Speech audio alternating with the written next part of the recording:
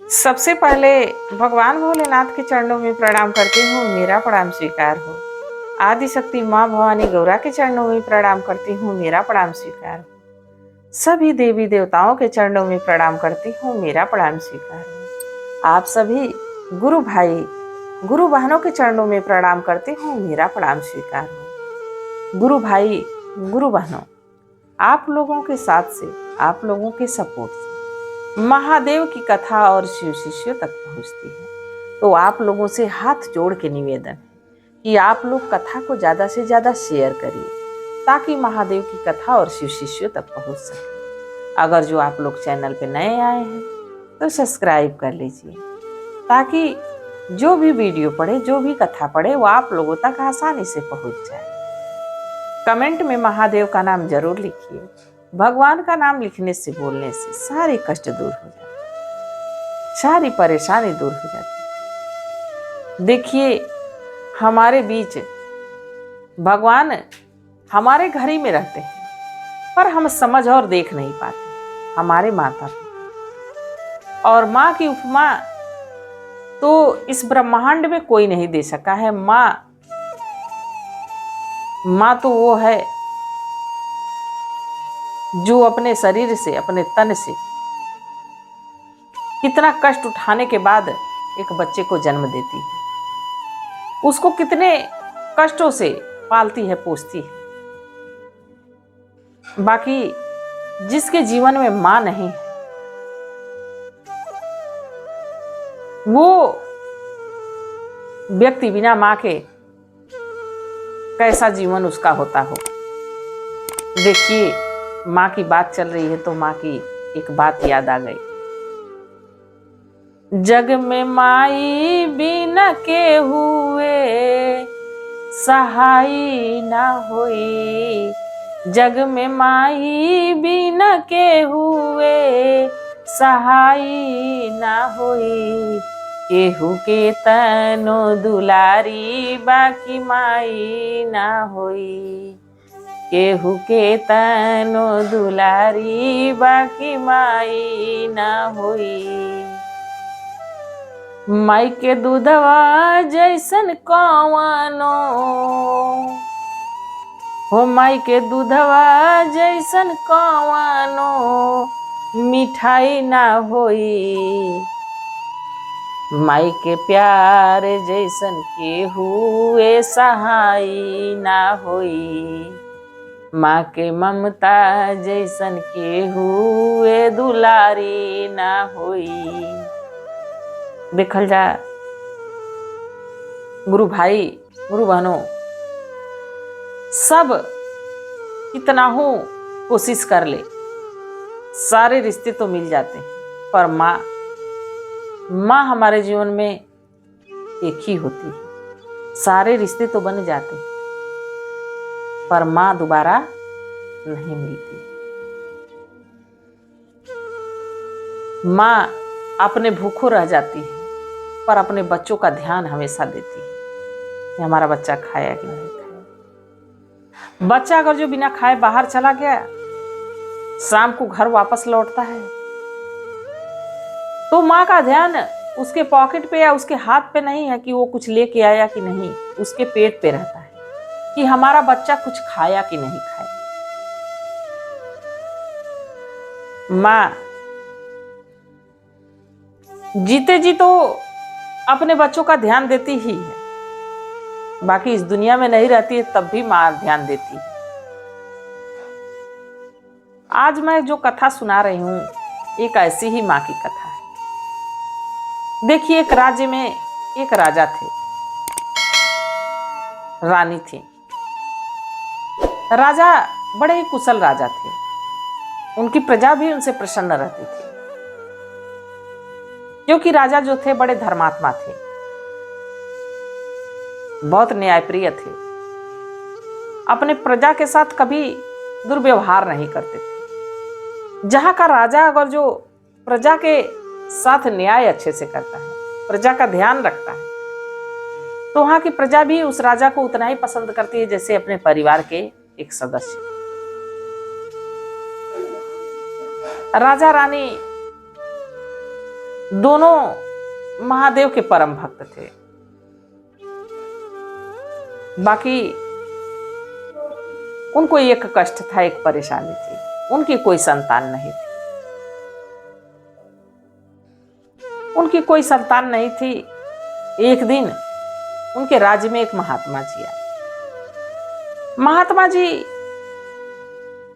राजा के दरवाजे पहुंचे भिक्षा मांगते हुए। उस समय राजा शिकार खेलने जा रहे थे। महात्मा जी भिक्षा की इच्छा जाहिर किए। राजा साहब कहे कि रोज तो किसी ना किसी सैनिक द्वारा, किसी न किसी पहरेदार द्वारा भिक्षा दी जाती है। आज स्वयं से मैं महात्मा जी को अपने हाथों से भिक्षा दूंगा, दान करूंगा। राजा साहब घोड़े से उतरे, फिर से राजमहल के अंदर गए। कुछ धन एक थाल में रखे और लेके महात्मा जी के पास पहुंचे। महात्मा जी कहे कि बेटा, मैं इस धन का क्या करूंगा?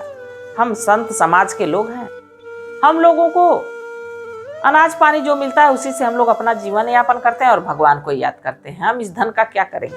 हमें इस धन नहीं चाहिए। राजा साहब कहे कि कुछ तो ले लीजिए। महात्मा जी कहे कि नहीं बेटे, ये धन मैं नहीं ले सकता। फिर महात्मा जी पूछे कि अच्छा ये बताओ कि तुम इतने चिंतित, इतने उदास क्यों लग रहे? राजा साहब कहे, महात्मा जी मैं अपना दुख क्या कहूं, सब कुछ हमारे पास है, धन दौलत वैभव नाम यश सब कुछ है, पर एक हमारे जीवन में दुख है कि हमारी कोई संतान नहीं। महात्मा जी कहे कि ऐसा नहीं है, हर चीज का समय होता है। आपको संतान का योग तो है, बाकी संतान होने के बाद आपके जीवन में बहुत से बदलाव हो जाएंगे। राजा साहब मुस्कुराए, कहे कि सही बोल रहे हैं महात्मा जी, हमारे जीवन में संतान सुख है। महात्मा जी कहे कि बिल्कुल।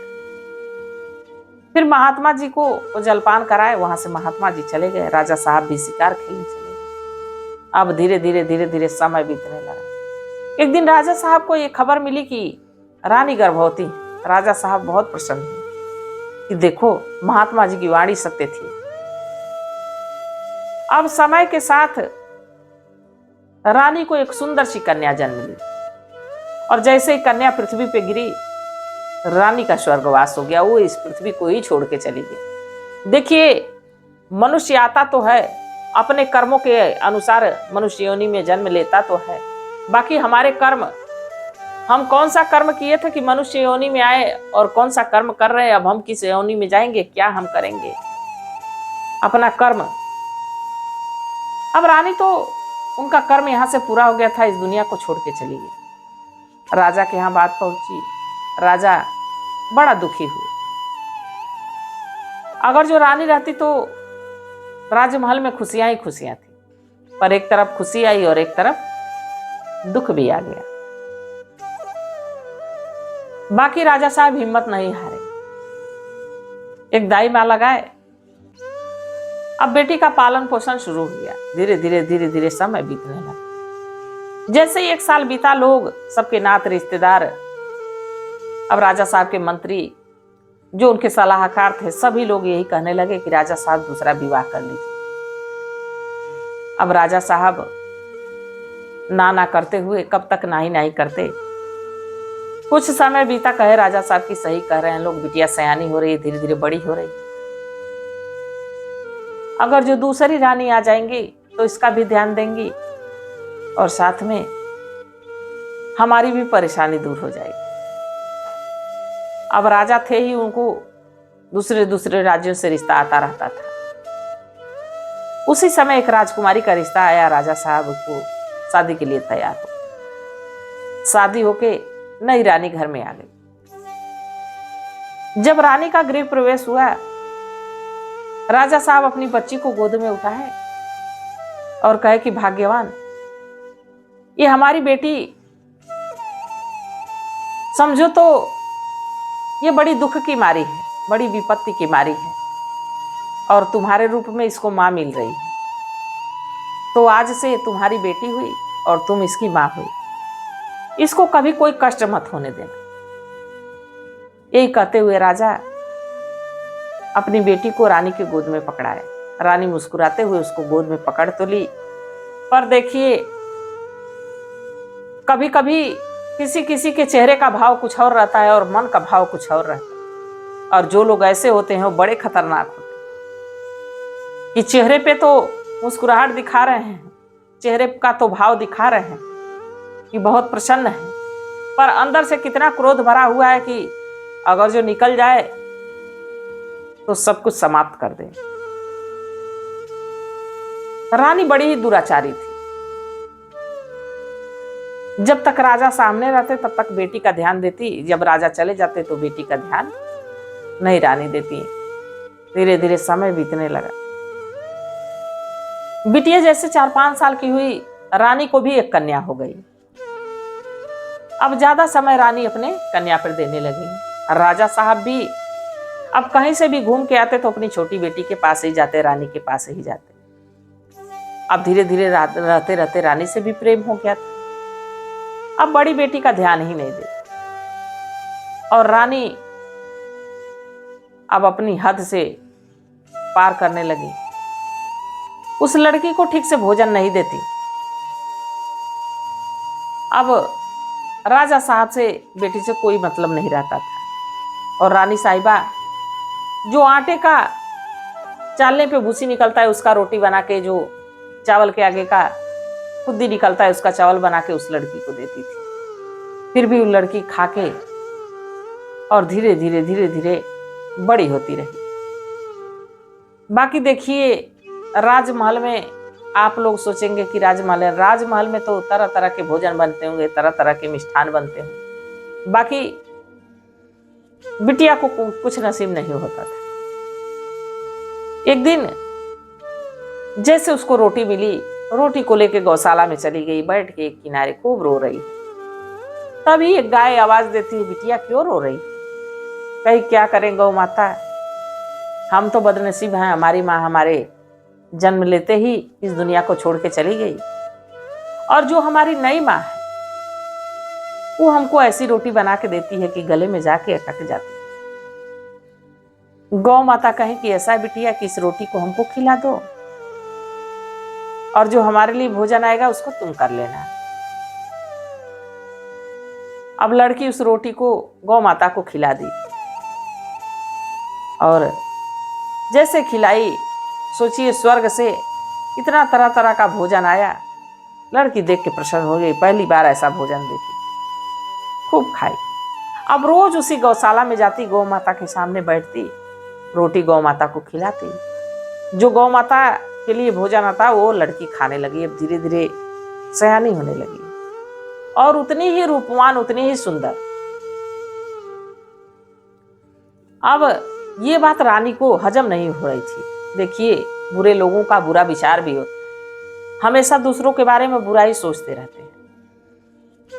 रानी सोची कि मैं तो इसको कनखुदी की लिट्टी खिलाती हूँ, देखो ये कैसी होती जा रही है। हमारी बेटी इतना दूध घी मलाई खिला रहे हैं, बिल्कुल दुबली पतली सी, और इसको देखो कितनी सुंदर होती जाती, कितनी रूपवान होती जा रही है। जब ये बात रानी के मन में खटकने लगी तो रानी एक दासी को कही, ऐसा इसका पता लगाओ ये कैसे क्या खाती है। अब उस दिन उसको भोजन दी, दासी उनके पीछे लग गई। बिटिया लेके भोजन को गौशाले में गई, दासी भी पीछे पीछे छिप के देख रही। वो रोटी गाय को खिलाई, वैसे ही भोजन तैयार होके बन के आया और जब भोजन आया तो लड़की खाई। अब ये बात दासी देख के जाके रानी को बता दी। अब रानी मानो आग बबूला कि देखो तो इसको तो गाय खिला रही है, इस पे तो उस गाय की कृपा है। मैं भी सोच रही थी कि क्या खाती है कि ऐसी होती जा रही है। अब रानी को भवन में चली गई। ये बात राजा तक पहुंची। राजा साहब आए, रानी से कह रहे हैं, रानी हमसे क्या गलती हो गई है, हमें क्षमा कर दीजिए। हम क्या ऐसा कर दिए हैं कि आपको भवन में चली आई। आप जल्दी से चलिए, अपना कपड़ा पहनिए, आप अपना रूप संवारिए आप क्यों इस तरह अपनी दशा बना के रखी है? रानी कहीं कि देखिए, आपके गौशाला में एक गाय है, जब तक उस गाय को आप कटवा के उसका मांस नहीं मंगवाएंगे तब तक मैं ठीक नहीं हूंगी। राजा साहब का कितनी छोटी सी बात के लिए इतना बड़ा बात। अब चलिए चलिए तैयार हुई, अभी मैं ये काम कर देता हूँ। गए कसाई से कहे कि गाय के ले जाओ और इसको काट के उसका मांस ले आके रानी को दे दिया जाए। अब ये बात लड़की सुनी, बहुत रोई कि गौ माता, माँ के जाने के बाद आप ही तो मेरी माँ थी, आप भी अब छोड़ के जा रहे हैं। गौ माता कहें कि बिटिया, जो हमारा मांस आएगा उसमें जो हड्डियां रहेंगी तुम्हारी माँ पका के खाएगी, और जो हड्डियां रहेंगी तुमको फेंकने के लिए। तुम उन हड्डियों को ले जाके इस महल के पिछवाड़े में जमीन में गाड़ देना, और तुम्हारी जो समस्या रहेगी वो धीरे धीरे सब सुलझ जाएगी। अब क्या करती, गाय को तो कसाई लेके गए, गाय को मार के उसका मांस हड्डी सहित लेके आए। रानी के यहाँ पेश हुआ। रानी कहीं उस बिटिया से, अपनी सौतेली बेटी से कहीं कि जाओ इस गाय के मांस को पकाओ और हम खाएंगे तभी हम ठीक होंगे। अब लड़की को तो रोने के आगे बात नहीं आ रही थी, बाकी फिर भी गई, उसको पकाई। रानी कहीं कि एक थाल में अपने लिए परोसो, एक थाल में मैं खाऊंगी। अब सोचिए, जिसको मां मानती थी उसका मांस कैसे खा जाएगा। लड़की कही ठीक है मां। अब 2 थाली में परोस तो दी, बाकी लड़की खाई नहीं, रानी तो खा ली। जब जो हड्डी उड्डी थी कहीं सब बटोरो और ले जाके पिछवाड़े में फेंक दो। लड़की सब बटोरी, अपने थाल का मांस भी लेके गई पिछवाड़े, एक गड्ढा खोदी उसी में ढक दी। अगले दिन रोते हुए पिछवाड़े पहुंची तो देखी कि वहां एक आम का पौधा जमा हुआ। लड़की बड़ा प्रसन्न हुई। अब रोज उस पौधे को पानी देती, धीरे धीरे सींचने लगी। वो पौधा दिन दूना रात चौगुना बढ़ने लगा, पेड़ तैयार हो गया। अब जो भी दुख दर्द रहता, जो भी परेशानी रहती, उसी पेड़ के पास जाती तो कहती। अब धीरे धीरे समय बीतने लगा। रानी राजा साहब से कही कि देखिए बेटियां सयानी हो गई हैं, इनको वर देख के विवाह कर दीजिए। राजा साहब कहे कि ठीक ही कह रही। रानी कही कि ऐसे नहीं, हमारी बेटी को तो राजा का घर खोजिएगा, पर इसको, बड़ी बेटी को अपने एकदम निर्धन खोजिएगा, जिसको खाने का ठिकाना ना हो। तो पहले के समय में नावबारी पंडित लोग खोजने जाते थे, नाव को बुलाए, ब्राह्मण देव को बुलाए और वर खोजने के लिए भेज दिए। बताए देखिए, ऐसा वर खोजिएगा जिसको खाने का ठिकाना न रहे, जिसकी छत ना रहे, झोपड़ी में रहता हो, वैसा लड़का खोजिएगा। अब नाव पंडित सोच रहे हैं कि राजा साहब ऐसा बुरा बर्ताव अपने बेटी के साथ क्यों कर रहे हैं। अब खोजते खोजते खोजते खोजते अब राजा की बेटी के लिए ऐसा वर कहां से मिलता है। बाकी देखिए, प्रभु की जो इच्छा होती है वही होता है। खोजते खोजते लड़का नहीं मिला, वो नाव और पंडित जी वापस आ रहे थे। तब तक उनकी नजर एक रोड के किनारे एक झोपड़ी पे पड़ी। झोपड़ी के बाहर एक बूढ़ी मैया बैठी हुई थी। वो लोग गए तो देखे कि वहां पे चारपाई पे बूढ़ी मैया बैठी है, वही बगल में एक लड़का भी बैठा। बूढ़ी मैया से लोग कहे ऐसा है, हम आपके बेटे के लिए रिश्ता लेके आए। बूढ़ी मैया कहे कि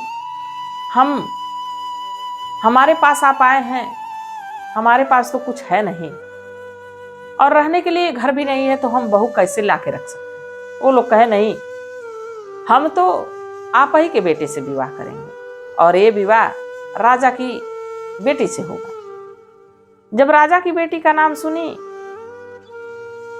तो और परेशान हो गई। कहीं नहीं नहीं, आप लोग राजा की बेटी को लाएंगे हमारे घर में, वो कहां से रह पाएंगी, यहाँ तो झोपड़ी, और झोपड़ी में वो कैसे रहेंगी। अब ब्राह्मण देव और जो नाव थे वो कहे कि ऐसा है कि आप तैयार हो जाइए, अब विवाह तो आप ही के घर होगा। अब दोनों लोग कह के चले गए। बारात पहुंची राजा साहब के दरवाजे, इन निर्धन व्यक्ति की। अब जब लड़की देखी कि हमारी बारात में 2-4 लोग आए हैं, तो रुआई के आगे बात नहीं आ रही थी। विवाह हो गया, सिंदूरदान हो गया। अब विदाई की जब बारी आई तो लड़की कही कि हमारी माँ तो है नहीं, रानी हमको पसंद करती नहीं है, पिताजी हमको मानते नहीं। भागती दौड़ती उस आम के पेड़ के पास गई। आम के पेड़ को पकड़ के लगी रोने।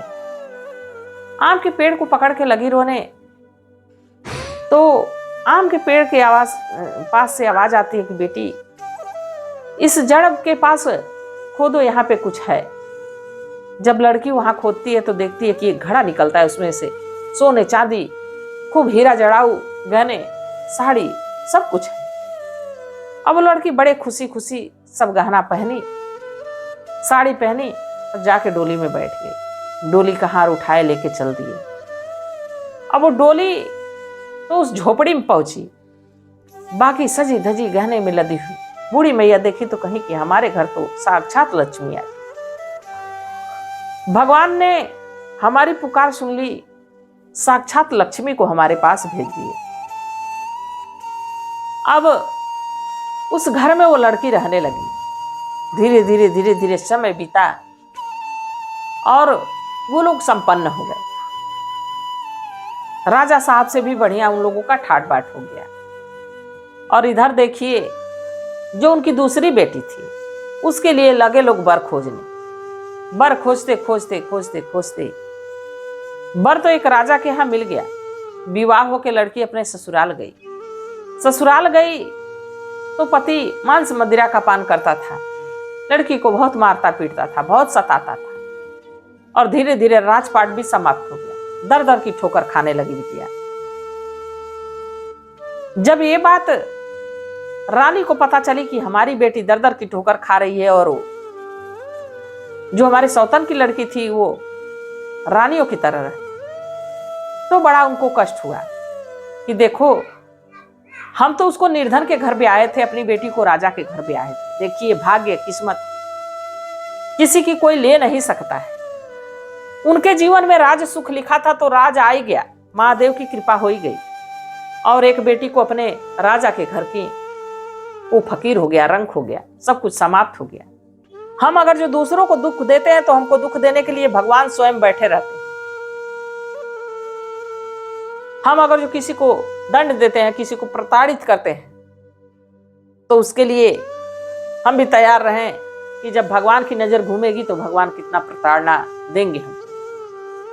तो गुरु भाई गुरु बहनों, कभी किसी पे ऐसा नहीं सोचना चाहिए, किसी को ऐसा दुख नहीं देना चाहिए, कष्ट नहीं पहुंचाना चाहिए। बेटी की ही बात तो थी, रानी उसको भी दुलार ममता प्यार देती, उसको भी अच्छे घर ब्याह देती, तो शायद आज उनकी बेटी के साथ जो हुआ वो नहीं हुआ रहता।